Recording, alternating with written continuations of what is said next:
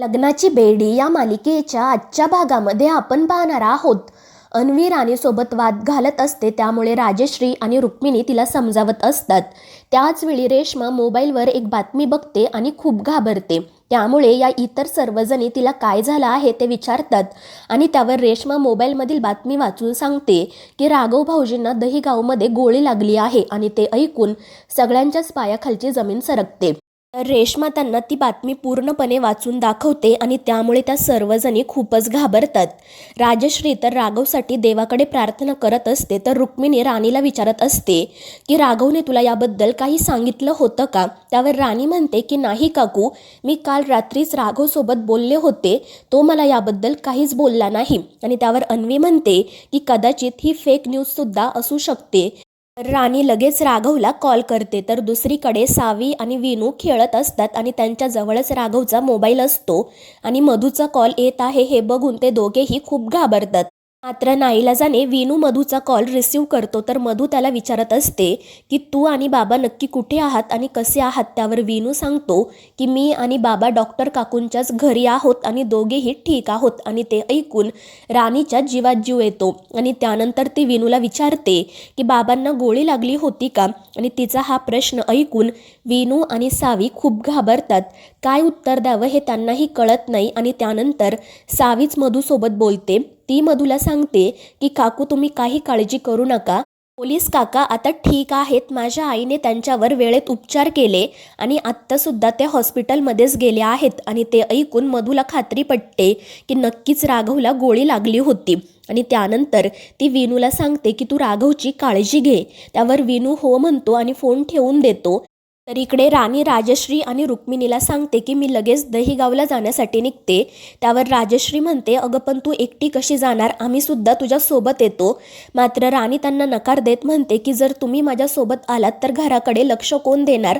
तर रुक्मिणी तिला सांगते, पण निदान तू रिषभला तरी सोबत घेऊन जा. मात्र राणी म्हणते की रिषभची मीटिंग संपायला अजून खूप वेळ आहे, त्यामुळे मी एक ड्रायव्हर बुक करते आणि त्याच्यासोबतच जाते. आणि त्यावर राजश्री रुक्मिणीसुद्धा होकार देतात. तर राणी लगेच दहीगावला जाण्यासाठी निघते. तर दुसरीकडे सिंधू आणि राघव हॉस्पिटलमधून पुन्हा घरी जाण्यासाठी निघालेले असतात. सिंधू राघवचे रिपोर्ट चेक करत असते आणि त्याला सांगते की तुमचा एक्सरे व्यवस्थित आला आहे, मात्र जखम भरायला अजून काही वेळ लागेल, त्यामुळे तुम्हाला आराम करावा लागेल. त्यावर राघव म्हणतो ठीक आहे आणि मग तो पटपट घरी जाण्यासाठी निघतो. तर सिंधू त्याला थांबवत विचारते की तुम्ही इतक्या घाईत कुठे चाललात? त्यावर राघव म्हणतो की मला बॅग भरायची आहे, मी आजच विनूला घेऊन पुण्याला जाण्यासाठी निघेल. मात्र सिंधू त्याला स्पष्टपणे नकार देत म्हणते की अशा अवस्थेमध्ये तुम्ही प्रवास करू शकत नाही, मी तुम्हाला जाण्याची परवानगी दिलेली नाहीये. मात्र राघव तिचं काही ऐकून घेत नाही. तो सिंधूला सांगतो की मला इथे राहण्याची इच्छा नाहीये, उगाच माझ्यामुळे कोणाला त्रास नको. मात्र सिंधू म्हणते की तुम्ही दुसऱ्यांचा विचार कधीपासून करायला लागलात आणि मुळात तुमची जखम अजून पूर्णपणे भरलेली नाहीये, त्यामुळे तुम्ही इतक्या लांबवर प्रवास करू शकत नाही. आणि याच गोष्टीवरून ते दोघेजण एकमेकांशी वाद घालायला सुरुवात करतात. आणि त्याचवेळी गावातील एक माणूस तिथे येतो आणि सिंधूला बघून तो गाडी थांबवतो आणि तिच्या जवळ जातो. तो सिंधूला विचारत असतो की डॉक्टर ताई, हे तुमचे मिस्टर आहेत का? आणि त्याच्या या प्रश्नाचं काय उत्तर द्यावं हे सिंधूला कळत नाही. राघव आणि ती रागातच एकमेकांकडे बघत असतात. तर तो माणूस सिंधूला विचारतो की हे तेच IPS ऑफिसर आहेत ना, ज्यांना त्या गुलाबरावने गोळी मारली होती? त्यावर सिंधू म्हणते हो, हे तेच आहेत, पण हे माझे मिस्टर नाही आहेत. आणि त्यामुळे तो माणूस सिंधू आणि राघवची माफी मागतो. त्यानंतर तो सिंधूला विचारतो की तुम्हाला कुठे जायचं होतं का? त्यावर सिंधू सांगते, मी यांना घेऊन हॉस्पिटलमध्येच गेले होते आणि आता घरी जाण्यासाठीच निघाले आहे. बराच वेळ झाला मी रिक्षाचीच वाट बघत होते, पण एकही रिक्षा मिळाली नाही. आणि त्यावर तो माणूस सिंधूला म्हणतो तुम्ही माझी गाडी घेऊन जा. मात्र सिंधू नकार देत म्हणते की मी जर तुमची गाडी नेली तर तुमची गैरसोय होईल.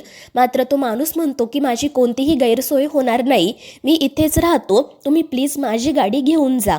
आणि राघवला सुद्धा त्रास होत असतो, त्याला चालता येत नसते, त्यामुळे सिंधू ती गाडी घेऊन जायला तयार होते. मात्र राघव तिला म्हणत असतो की मी स्कूटीवर येणार नाही. त्यावर सिंधू म्हणते की मी तुमच्यासाठी ही गाडी घेतली आहे, मला चालवायची हौस आहे म्हणून नाही. आणि त्यानंतर राघव तिला म्हणतो ठीक आहे, पण गाडी मी चालवणार. मात्र सिंधू त्याला स्पष्टपणे सांगते की तुम्ही पाठीमागे बसायचं आहे आणि त्यामुळे नाईलाजाने राघव सिंधूच्या पाठीमागे बसतो आणि मग ते दोघेजण घरी जाण्यासाठी निघतात. तर दुसरीकडे सावी आणि विनू चोर पोलीस खेळत असतात आणि त्याचवेळी बाहेरून कोणीतरी दरवाजा नॉक करते.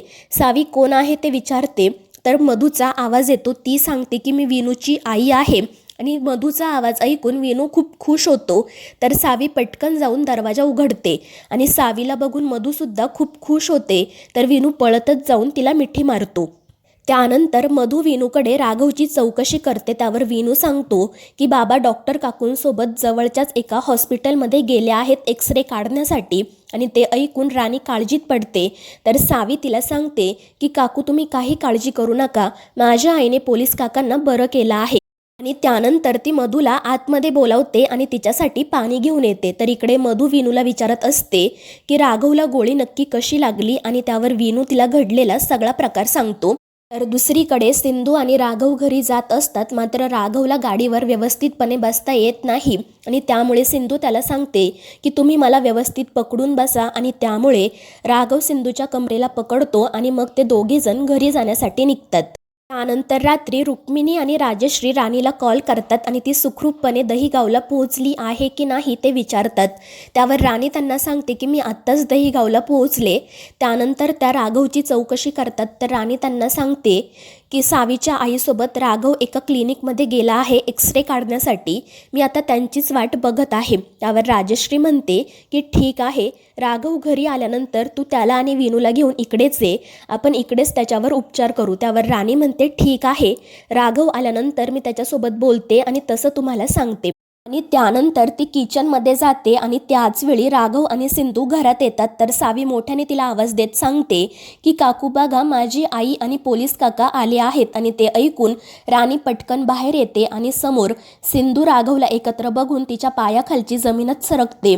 तर मधूला समोर बघून सिंधूला सुद्धा मोठा धक्का बसलेला असतो. तर विनू आणि सावी आनंदानेच त्या तिघांकडे बघत असतात आणि त्यानंतर विनू मोठ्याने म्हणतो की बघा बाबा, तुम्हाला भेटण्यासाठी कोण आला आहे, मम्मा आली आहे. आणि ते ऐकून सिंधूच्या पायाखालची जमीनच सरकते. ती पटकन राघवचा हात सोडते आणि राणीच्या गळ्यातील मंगळसूत्र बघून तिचे डोळे नकळतपणे भरून येतात आणि त्यानंतर ती लगेच तिच्या रूममध्ये निघून जाते. तर इकडे मधू राघवला विचारत असते की सिंधू अजून जिवंत आहे का आणि ही नक्कीच सिंधूच आहे की दुसरं कोणी. मात्र त्यावर राघव काहीच उत्तर देत नाही. तर इकडे सिंधू रूममध्ये येऊन खूप रडत असते. तिला राघवच्या आणि तिच्या लग्नातील क्षण आठवत असतात आणि त्यानंतर मधू तिच्यासोबत कशी वागली ते सुद्धा आठवतं. आणि त्यानंतर ती रडतच स्वतःशी म्हणते की राघव ज्या व्यक्तीमुळे आपल्या दोघांमध्ये दुरावा आला, आपला संसार उद्ध्वस्त झाला, त्याच व्यक्तीसोबत तुम्ही लग्न केलं, तुम्हाला काहीच कसं वाटलं नाही.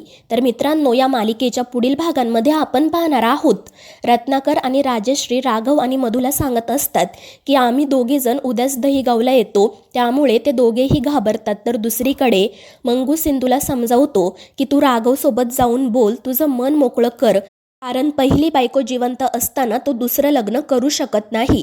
तर मित्रांनो, या मालिकेच्या पुढील भागांच्या अपडेट्ससाठी आपल्या चॅनेलला सबस्क्राईब करा.